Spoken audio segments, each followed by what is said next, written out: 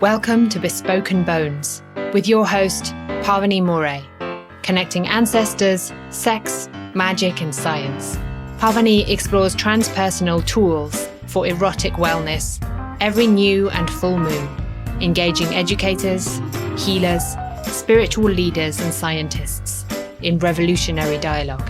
Get ready to feel good and go deep. This is Bespoken Bones. Hi, and welcome to Bespoken Bones, ancestors at the crossroads of sex, magic, and science. We're in the business of healing trauma, connecting with our roots, and developing radiant, erotic wellness in past, present, and future generations. And I am your host, Pavini Moray. And today, it is my delight and honor to introduce you to Reverend Catharine Clarenbach. Catharine's spirituality came up in the fertile soil of high church Roman Catholicism, where she discovered her veneration for those saints and family members who had gone before her, as well as her passion for liturgical music and ritual. Reverend Clarenbach is an ordained Unitarian Universalist minister with her Master's of Divinity from Wesley Theological Seminary, and also an initiate in the Stone Circle tradition of Wicca. Through her spiritual community and website at thewayoftheriver.com, she teaches, preaches, and offers classes and retreats on spiritual deepening, including acknowledgement of our ancestors and our obligation to do our best to become good dead ourselves, leaving a legacy of healing behind us. Over the last 2 decades, her encounters with the dead have been not only in Roman Catholic and Wiccan contexts, but also within the Afro-Caribbean traditions of Espiritismo and La Regla de Ocho, better known as Santeria. Her altars are blessed with many objects, including letters, serving dishes, and sacred statuary belonging to her grandmothers, going back to a hand-painted and gilt soup tureen of her great-great-great-great-grandmothers. Blessed be the mighty dead, may they know freshness and light. And you can, again, find more about Catharine's work at thewayoftheriver.com.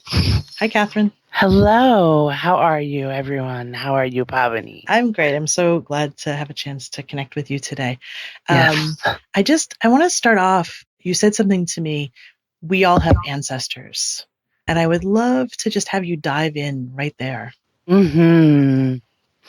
Well, the words, everyone has ancestors and they are your nearest link to God, was said to me by Baba Eloy Otoronico, who is a Babalao of a Cuban-founded house of La Regla de Ocho, or Santeria. Baba Nico's position that I share is that everyone has an ancestor and everyone will become an ancestor, whether of path or of blood. We all have this vast communion with the people before and the people after us. And in his mind, and to my mind, acknowledging and working with and asking for the wisdom and aid of our well ancestors is essential to moving forward in our own spiritual development and also healing our own personal and communal and planetary traumas. And they're available to everyone. They're available right now. They're available here in this moment where we're talking and in the moments when others are listening. And he said that the very first place that one should begin any kind of magical or initiatory study was always with ancestors. And that was his position. And that comes out of the very strong ancestral veneration traditions in the African diaspora. That's where he was speaking from as a Black Cuban Babalao. Of which you are not a part, correct? I am not. I am not an initiate of any African diaspora tradition. I do know initiates of several races, including white initiates, in Baba Eloy's house. And it's interesting because he and his house are considered pretty traditional and even conservative in terms of how Santeria is practiced. But he also is someone who has initiated people of different races. But I have never felt that the African diasporic traditions were mine to enter. They don't. I respect them and honor them and value them so much, but they're not my own. And so I have been invited to many ceremonies. I've been invited. One of the great honors of my life was to help build an altar for an Itana Egun, a ceremony called A Candle for the Ancestors, which is a party of singing and dancing, offering food, divination, healing in honor of the ancestors. I've also been invited to participate in misas, which are like an Afro-Caribbean version of spiritualist masses in honor of the ancestors. But I am not an initiate in any way of La Regla de Ocho. I'd love to go a little bit deeper here with you because I know that you come from a Roman Catholic background and that there's cross-pollination, right, with Santeria and Catholicism because of colonialism. And the thing that I'm really interested in here is that as I'm a white person, you're a white person, that sometimes it seems like, or what I've noticed is that our own ancestry, of which you've just clearly and so concisely said, is somehow less interesting to us than the ancestries of other more indigenous or kind of cultures that have clearer links to ancestral reverence, right? That those practices are like they're more appealing. And so there's lots of people who practice traditions that are not of their blood, right? And some people do that in pretty gross, I would say, ways, pretty appropriative ways. And some people do it with a lot of integrity and a lot of permission and a lot of invitation. And would you be willing to just speak to that as like a white person who, kind of has the tie with the Catholicism and also, kind of is, I just know that you're walking with a lot of integrity with this. And I'd love for I think what I'd actually love is for there to just be some modeling in the world of like, how do we do this? How do we honor our own ancestral traditions? And how do we like feel that they're like shiny and special as white people? And, if you find yourself pursuing traditions that are not of your blood ancestry, how do you do that in a good way? It's such a juicy set of questions. The word that comes immediately to mind for me is invitation. And invitation is based on relationship, right? Folks who exoticize, white folks particularly, and particularly in the West, who exoticize the ritual and family and magical and religious traditions of Black and Brown people will often tend to effectively steal tradition, effectively steal from other cultures. At the same time, when you have a genuine relationship with someone, when you have a genuine relationship based on respect and mutual knowledge of one another, and someone like Baba Nico says, I would like to offer you this teaching. In my experience, and my strong feeling in that moment when he was speaking to me about how everyone has ancestors and they are your nearest link to God, and was offering to teach me some things, it would have been rude to say no, frankly, right? Because we were two people engaged in love for our ancestors. And I worshipped at Four Quarters Interfaith Sanctuary, where Stone Circle Wicca was founded.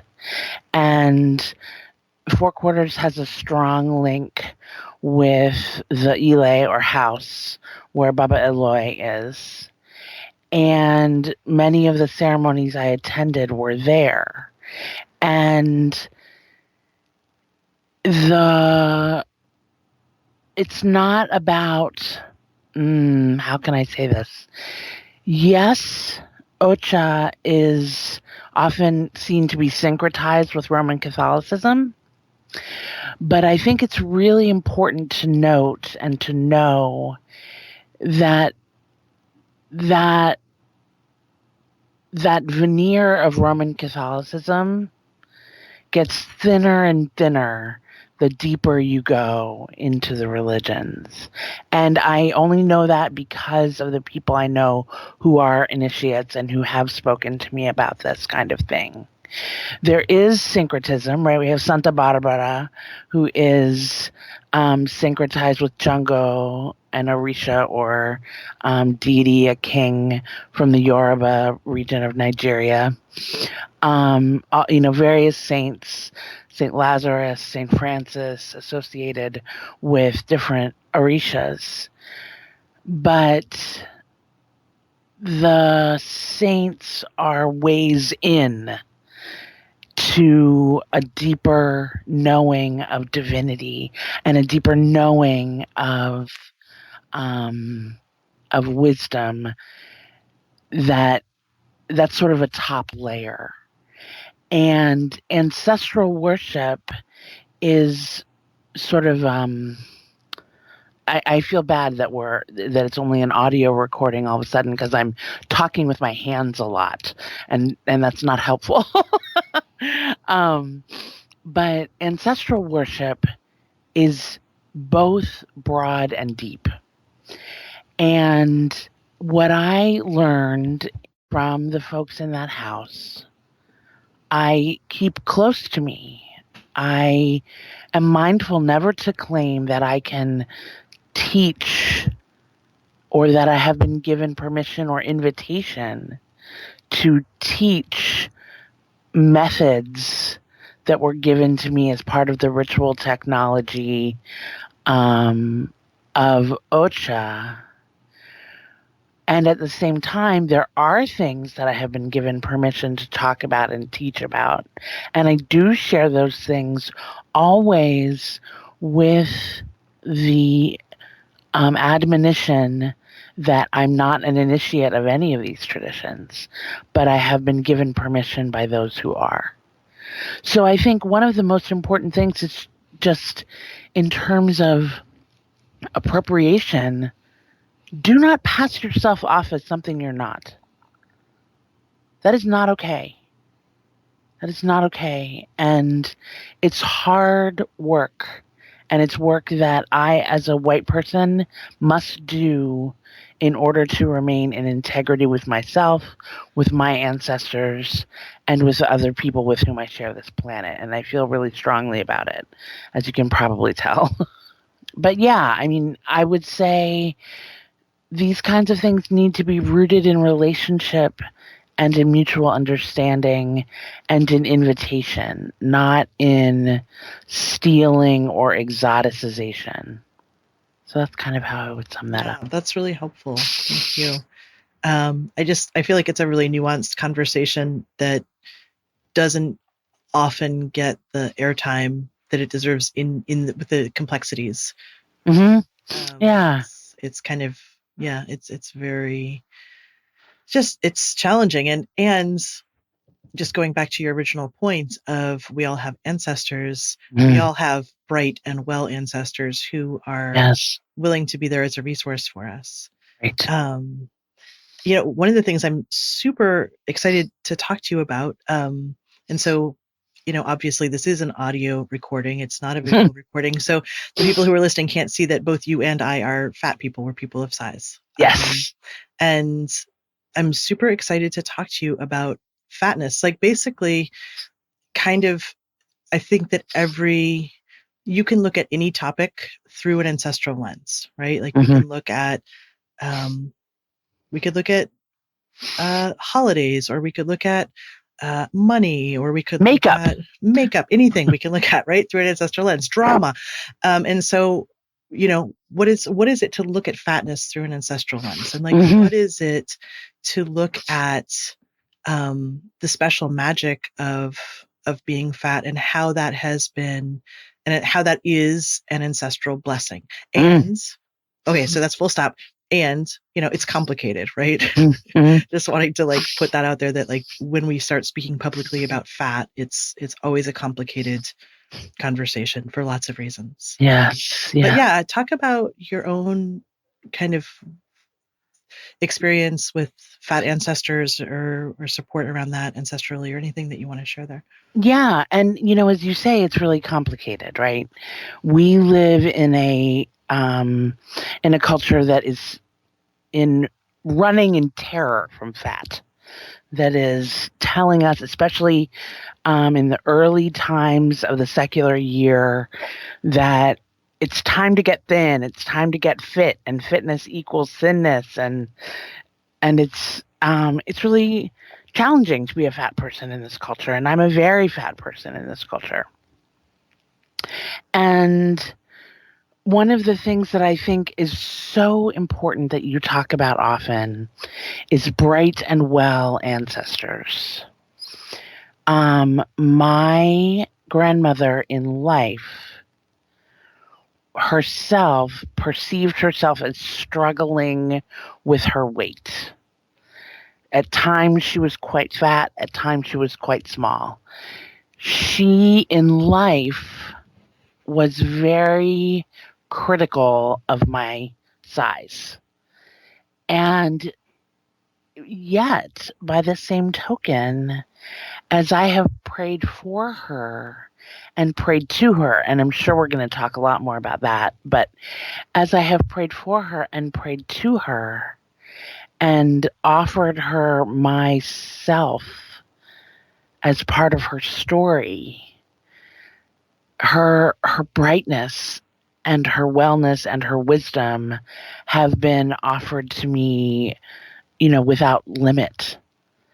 And so it's not always a historical sort of one-to-one, because this ancestor whom you knew was fat phobic. They, therefore, as your ancestor, remain disapproving of you beyond this life. I want to let people know that doesn't have to be the case. That ancestors can change. That ancestors change. That there is a continuing, and we can use this word, life, right? There is a different kind of life, of existence that goes on, and that's an important piece. Another important piece is just to plain look at geography and history, right? There are ancestors who, from different time periods in different parts of the world and different cultures, where fatness was treated really differently from the way it's treated now in our own culture.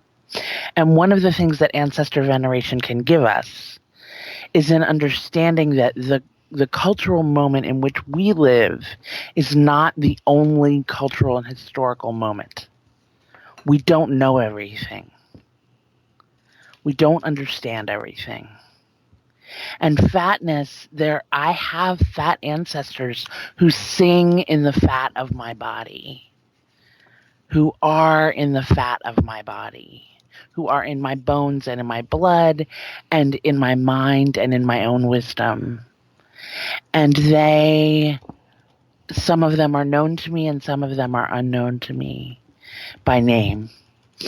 But I know that they're there and I can call upon them, as we all have fat ancestors, right? Ancestors of path or of blood, ancestors who are well and who were fat in life and who carry that knowledge very personally in death. Yeah, I think that that's the important piece here, is that whatever marginalized identity we happen to be carrying, there are those who came before us who have lived that, who have that experience, who have done that successfully, and who have a lot of wisdom to offer. And that knowledge, I love that you said, they sing in the fat of my body, right? I've heard other people say it in other ways. But that knowledge is actually inside of us. It just makes so much sense when I think about it, right? Like if we're to survive as a species, like knowledge of survival there has to be some kind of mechanism for the transmission of that knowledge, right? Otherwise we're just like reinventing the wheel every generation, right? Exactly. So if that's, if you have a specific issue that you're struggling with, there is someone in your lineage who no doubt has struggled with that very particular thing, right? And that we can turn to them. I love this. Do you have any, I guess I want to know more about your grandmother and how you feel like she supports you now. Like, how is that actually showing up for you in your life? Oh my goodness. Well, for one thing, I am blessed in a way that many other people are not. And you mentioned my many greats, grandmother's soup tureen. But I wear my grandmother's jewelry almost every day. I keep my grandmother and her mother, my great grandmother, very close to me in their jewelry. And so I am in direct physical contact with something that rested on their living bodies every day. And just saying that, I'm giving myself chills, right? Like it's a huge blessing that most of us don't have. And I acknowledge the privilege of that. But she has supported me in shaping my dreams, and in my great grandmother in particular has just inspired me to speak at moments, to act, to be braver than I would otherwise be in my life. And I was once, very recently after my grandmother, Anne Dawson Torrey, died, attended a misa, as I mentioned, a spiritualist mass, at which it became clear that she was not well at that point in her development, that she was stuck. And she came into my body, the spirit of my grandmother came into my body, and apparently, according to my wife and other people who were there at that misa, I made expressions with my face of unhappiness that I cannot make. Like, I've tried to make them with my face, and I can't. My lips just really turned down and eyebrows really pulled together, and she was stuck. And by technology, magical technology, ritual technology that was offered to me by the espiritista at that misa, and through prayer and singing, I know that I have helped my grandmother, and then my grandmother has helped me. Yeah, so you're really talking here about this idea, again, that the dead can change, that there's a differentiation between well dead and unwell dead, right? And that the dead can change. And that the quality of reciprocity of healing, right, between you and your grandmother, it was going both ways. Like, you were helping her on this side and she's receiving the help, and then she's able to help you on that side. And you mentioned in particular prayer as a practice. You mentioned the practice of wearing her jewelry now to feel connected with her, and also prayer for her wellness. And I know that you're a preacher, you're a reverend. I am. The prayer is kind of the thing you do. It is the thing I do. Yeah, and I pray a lot, but I'm not a religious person. Prayer, I think, has a certain stigma sometimes attached to it, right? As being part of organized religion, or that there's like a right way to pray.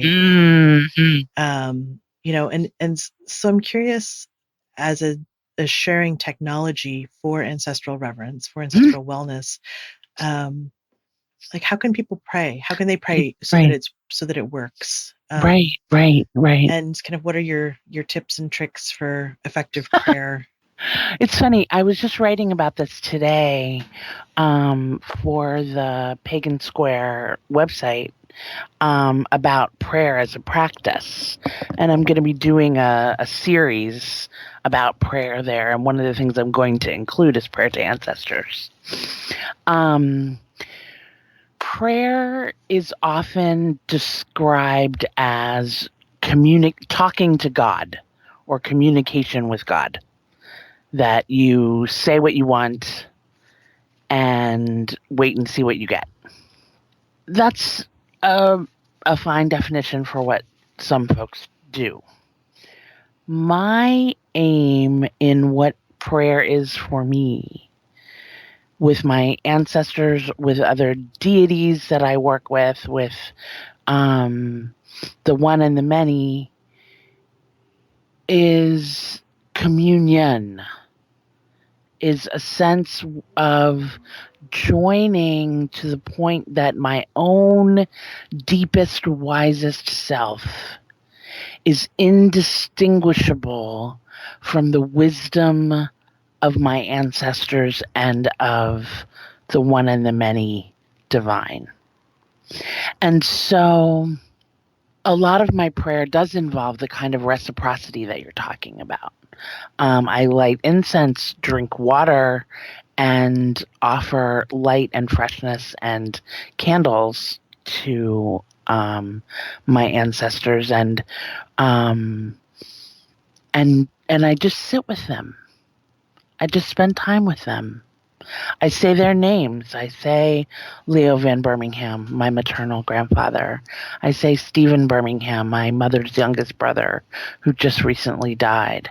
I speak their names. I speak to their lives and histories, and I carry them with me.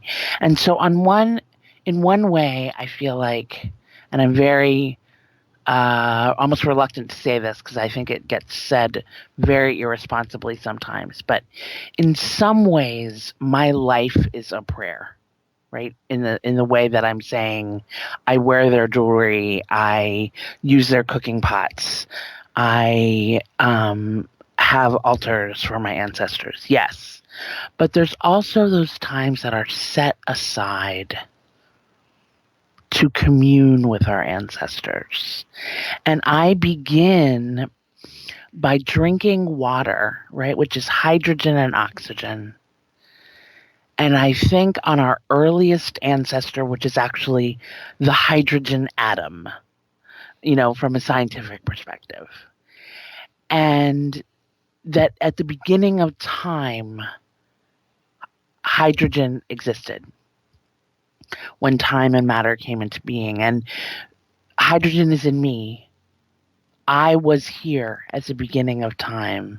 My ancestors were here at the beginning of time, in the sense that we all carry that ancient substance within us.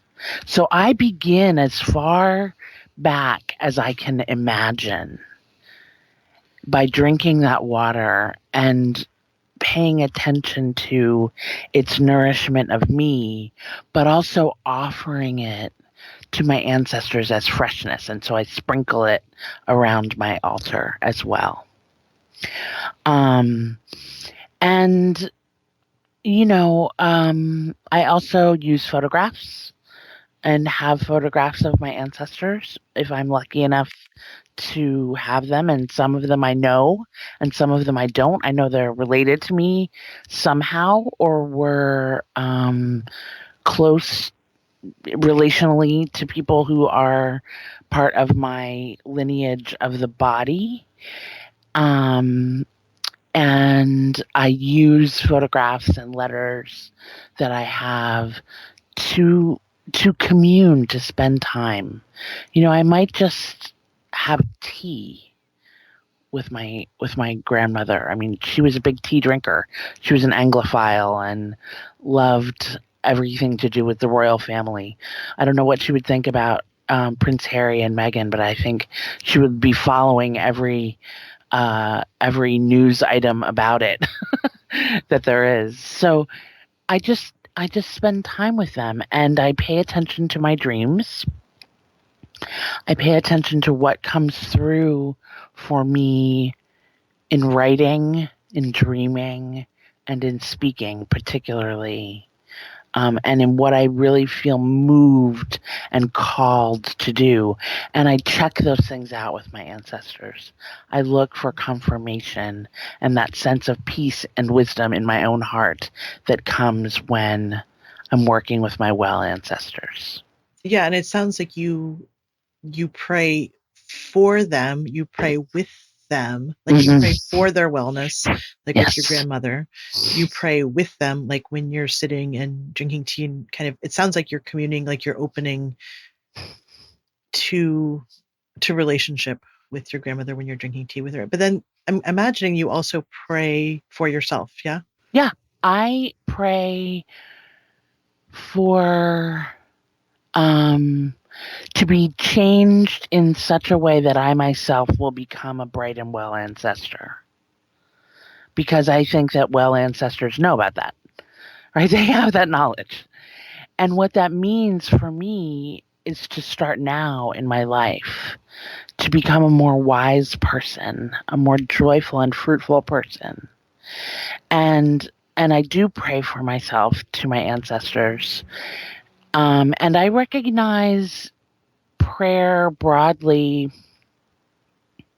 I have written about this, and I will be writing about it more. We are connected to everything that is and will be and ever has been. And prayer, in as much as it changes us, changes everything. And so when I go to my ancestors and ask for help me figure this out. Help me with this tangle. Help me be a person of healing for this other person in my life. It's part of that communion time.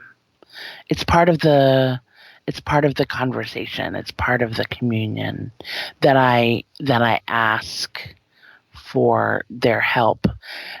In my Roman Catholic upbringing, prayer to the saints and prayer to and for our own dead was explained to me as, well, my teacher said at the time to me, well, you might ask me to pray for you. So why not ask your grandfather to pray for you? And that, I think, is part of what Baba Nico meant when he talked about how your ancestors are your closest link to the divine, because they have their own technology that I don't know about, right? I don't know exactly how that works for them, but I ask for their prayers for me, and I ask for their direct assistance in those times that we spend together. And I also use divination tools. Particularly in my case, I use tarot. But folks I know in the African diaspora traditions will use coconuts, pieces of coconut, to get yes, no, emphatic and less emphatic answers from their egun, from their dead. And that's a tool that is used in those traditions. And it's not a tool I use, but it is a tool others have used on my behalf. I want to bring it back full circle to where we started with everyone having ancestors and how that links with prayer, because I think about it like I have kids, and I am constantly concerned about their wellness, right? I'm constantly like wanting them to be safe and happy and have good things in their lives. And I don't just think of it for my own kids. I think about it for their kids and for their friends, right? And like, so it's kind of like a wide net of, at least in my experience, once being a parent, there's this level of care for every person who's kind of in that age group that I feel, right? And I feel protective of people who are in that age group, in a way that I don't feel protective of people who aren't in that age group. And so I am praying for the wellness of the kids, my kids, everyone's kids, and of my descendants, right? I'm thinking about like, what do I want to leave? How do I want this world to be for them? So I'm in my prayers, I'm considering my descendants. Right? Yes. And so that happens. That has been happening since I became a parent. And when I think about it like that, what I realize is how effortless it is for me to do that. Like it just comes from this place of like generous heart, love. It's so like easy to want good things, right? And so I can't imagine that there weren't ancestors who, like, maybe they didn't know me by name, right? But like that at some point in the past of my blood lineages weren't feeling the same way. It just it feels so natural and effortless. Like this is, I think it's biological, right? It's like it's this nurturing, like, oh, good love, health, wellness, like that all comes through. And so I imagine if that is coming through me towards what's in front of me, towards the descendants, how could that not be coming from behind me? How could there not have been ancestors who also felt that way, continue to feel that way? Even if we don't consider that like the ancestors are an empirically real thing, right? At some point in the distant past, there were the ones who were living, who were like blessing on those who come after me. And can we open our senses to receive that goodness and that blessing? Yeah. And I just want to say that my maternal grandmother, my not the one I've been speaking of, but my maternal grandmother is affirming your words as you speak them. She, Florence Antonia Finder Birmingham, had 12 children and was devoutly Roman Catholic and prayed the rosary every day. She had 27 grandchildren, and I'm not quite sure how many great-grandchildren were around before she died. But that kind of love that is expansive and deep is something that, yes. I hear you, and I hear you with the affirmation of my grandmother. It's very powerful. The last thing I kind of want to talk about with you today, Catherine, is dying. Because obviously, at some point, every one of us is going to shed the body, right? And whatever we believe, whether we believe something continues after we die or we don't, that is going to happen. That is an eventuality we all face. And I know that you have worked with folks who are dying of AIDS. And I know that you're also holding this paradigm of how do I become a good ancestor? Yes. Right. So what do you think about this death thing? And like, I think, some people are scared of death. Right? Some people are super scared of death, of dying. So like there's a lot of cultural denial that that's a reality. I'm going to extend life as long as possible. Right. Some folks are scared of being scared at death. That's me raising my hand right here. But I just wonder if like in your cosmology, how does it happen that we go from living in a body to being an ancestor? Like, what's that gate like? How I'm imagining that you've thought about this, how to do this in a good way. How do you want your death to be? That kind of thing. Yeah. It's a powerful question. And of course, the real and most honest answer is, I don't know. Right? But I will say that I was at the bedsides of both of my grandmothers when they died. When they were dying. I was with my paternal grandmother when she died, and I was with my maternal grandmother when she was dying. And neither of them died alone. And I think in culture after culture after culture, we sit with the dying and with the recently dead, to help them, to be with them as they stand at that gate or are at that gate, and to help them move to a good place. And for me, a lot of that is about music. I sang to both of my grandmothers. I would hope to be sung to as I die. That's my idea of the vehicle on which I could most easily ride to that gate and through that gate to the other side. And so something I didn't mention actually is that in my prayers, I often, almost always, sing to my ancestors. And I'll offer a very simple chant at the end of our call if we have time. But I think people who work in hospice are some of the most generous-hearted people I have ever met. Hospice nurses, folks who help teach others how to be at the sides of their loved ones who are dying and who hold those vigils with them. My father's hospice nurse, Tracy, was an amazing woman who helped my whole family then be able to be with my father's body for, 20 hours after he died.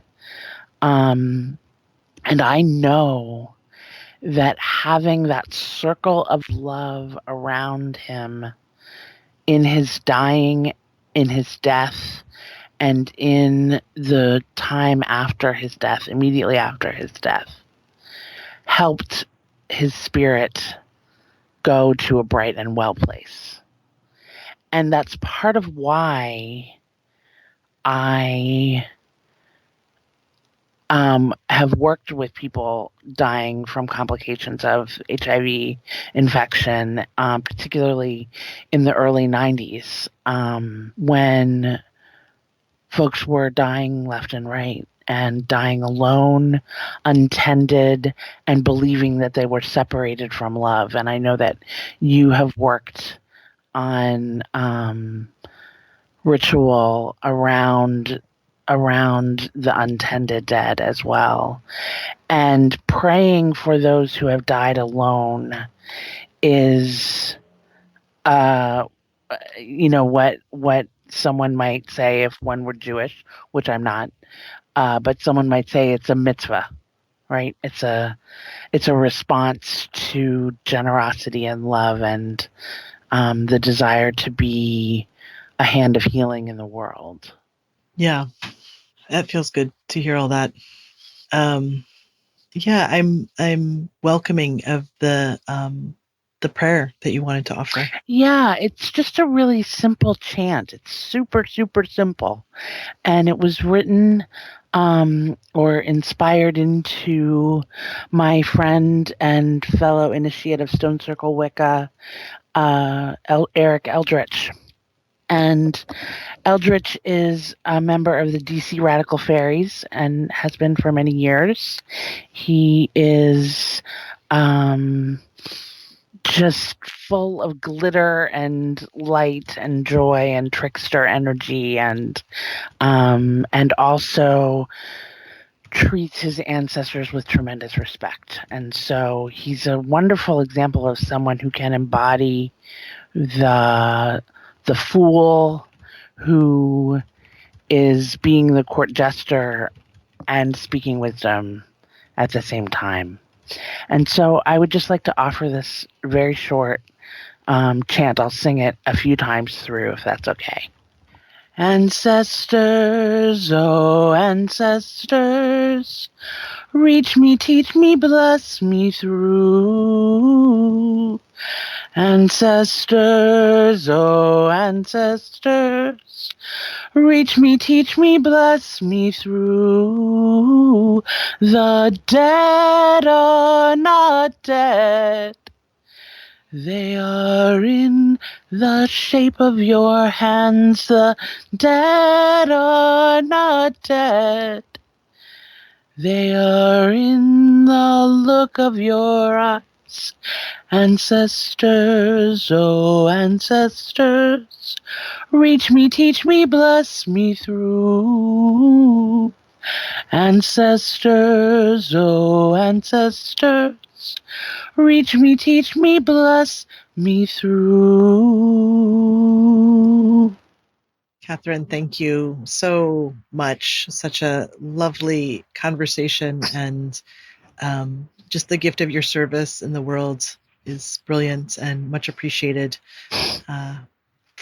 So I just want to really invite folks to check out your work. You have a lot of online offerings. Mm-hmm. You do teachings online, and I know you've done a one-day workshop online, a retreat, yes, an ancestral retreat online, which I think is fantastic. You can worship your ancestors and not have to leave your house in your pajamas. It's exactly. Fantastic. Well, it was that was actually winter solstice retreat, but I did have a chunky ancestors ritual in late October, where you could also participate in your pajamas if you wanted to.